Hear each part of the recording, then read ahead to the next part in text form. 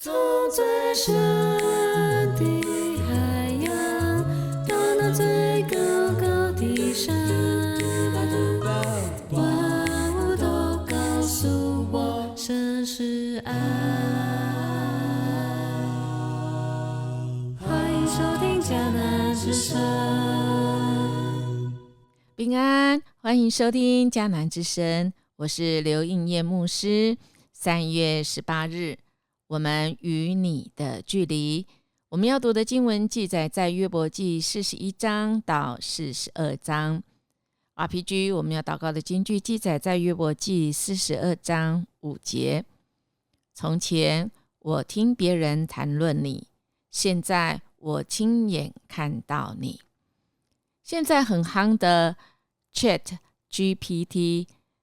全称为聊天生成型与训练变换模式，是 OpenAI 开发的人工智慧聊天机器人程式，于去年11月推出，可以问很多的问题，甚至于可以跟他聊天哦。要不要试试看我们来问一题怎么样？看他怎么来回答哈。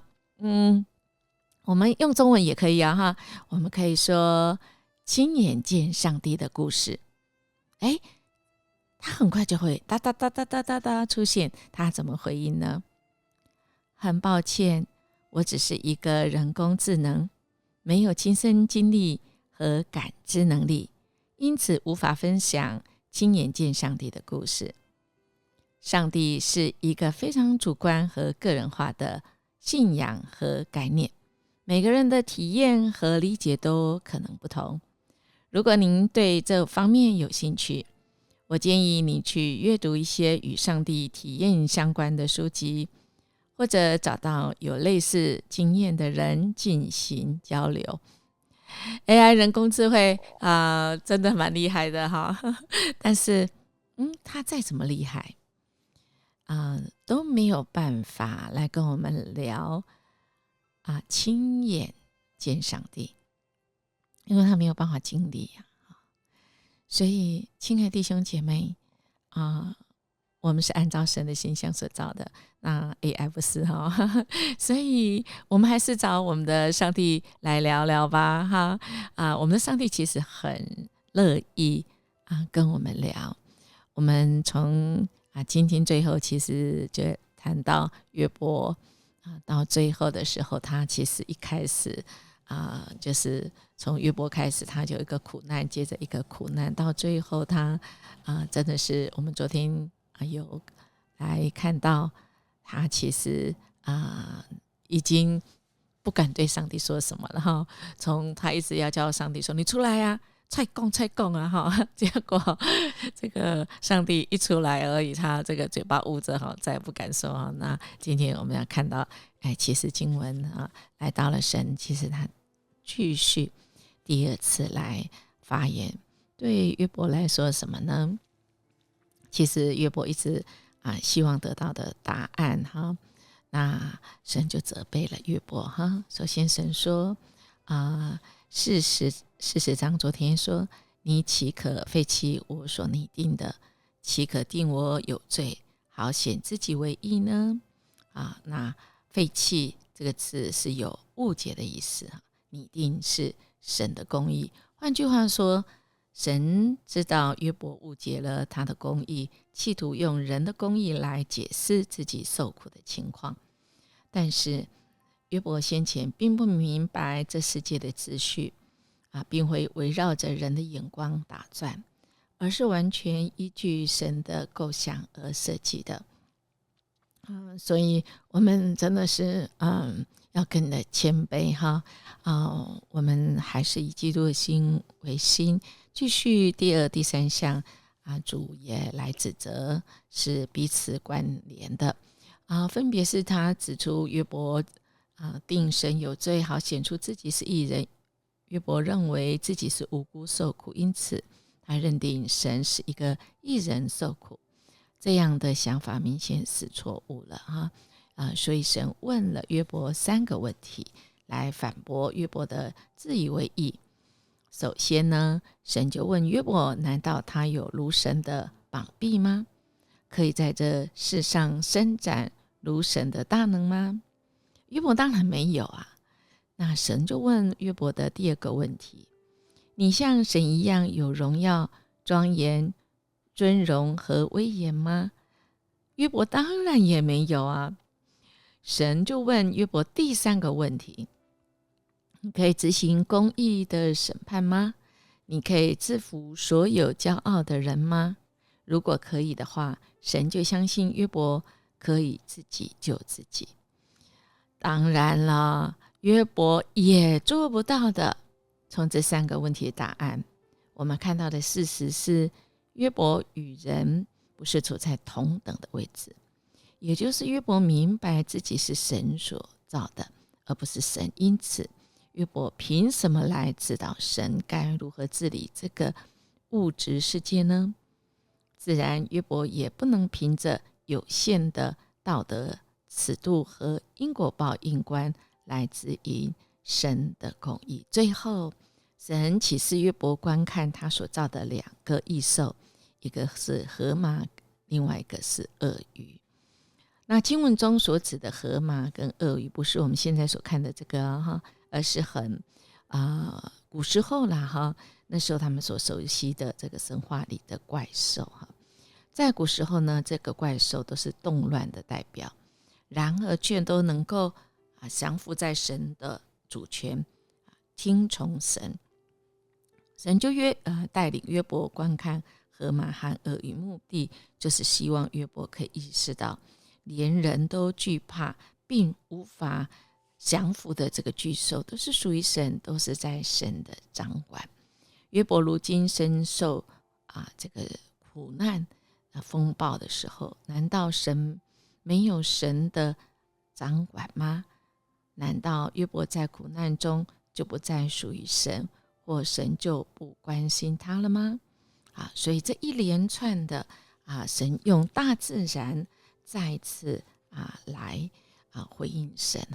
神就问约伯一连串问题，你在哪里？你知道吗？你能吗？你有智慧吗？其实神是在回应约伯的提问，帮助约伯从何谓神与何谓人来思考人生的苦难。最后神并没有回答约伯受苦的原因但是当神如同老师带领约伯上了一次上天下海的户外教学，约伯终于降服在神面前，并且向神来悔改。对呀，亲爱的大家，我们从约伯记真的是从很苦难心情很沉重我想我们从音乐牧师一开始讲约伯那种的音调也好，我也觉得那时候心情很重到了最后哇，到了今天我们就知道说真的在这世上没有其他任何事情是可以跟神与我们同在有更美好、更重要、更有真实感使我们的心真的是可以得着那个完全的这个满足所以感谢神让我们总是有这个神的话语以及神在这大自然里面他所透过大自然来诉说他是一个怎么样的神非常感谢神我们真的是有任何的疑问不用怕跟神来发问我们的神乐意来让我们有他从他那里来的答案也好，启示也好有一个赫尔但很有名的科学家，他曾经说上帝一定特别偏爱甲虫，因为他创造了这么多的甲虫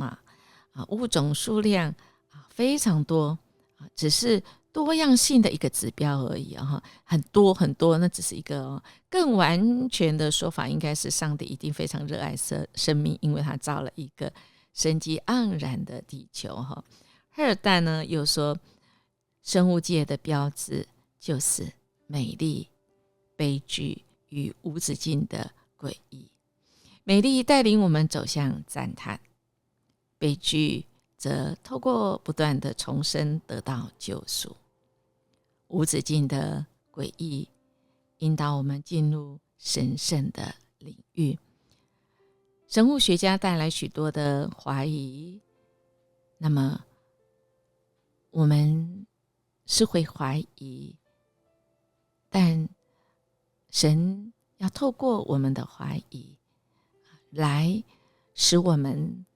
真知道我们是有个动力，我们可以跟神来对话。而神呢，透过这个大自然整个地球，使我们知道神的灵在我们的当中，我们随时都可以亲眼见神。只要我们在神的话语沉浸在主，跟神的保持对话，神乐意启示他自己，让我们明白，让我们做出的决定是可以合神心意的。我们来默想神在旋风中向约伯显现自己这个事实，对我现在生活中所遭遇的变动或混乱有哪些意义呢？我们一起来祷告。阿爸天父，我们谢谢你，谢谢你透过宇宙万物向我们启示，使我们真知道我们是受造，而且是按照你的形象所造的。我们感谢你，让我们总是有一个出路，而你就是我们最好的出路，因为你带领我们。主，你是知识全备，你的智慧无穷，谢谢你带领我们每一天可以走到户外，有一个野外的自然课，让我们借由你所创造天地万物的次序，重新思考我们自己跟你的关系。如果我们以为自己的想法，我们自己要办到的比你更好，恳求你赦免我们的骄傲无知，不叫我们自以为义而得罪你。我们这样祈求祷告，奉主耶稣基督的名求，阿们。音乐牧师祝福您，我们今天亲眼见主，我们与主一起过得意的一天哦。我们明天见。万物都告诉我，万物都告诉我，万物都告诉我，神是爱。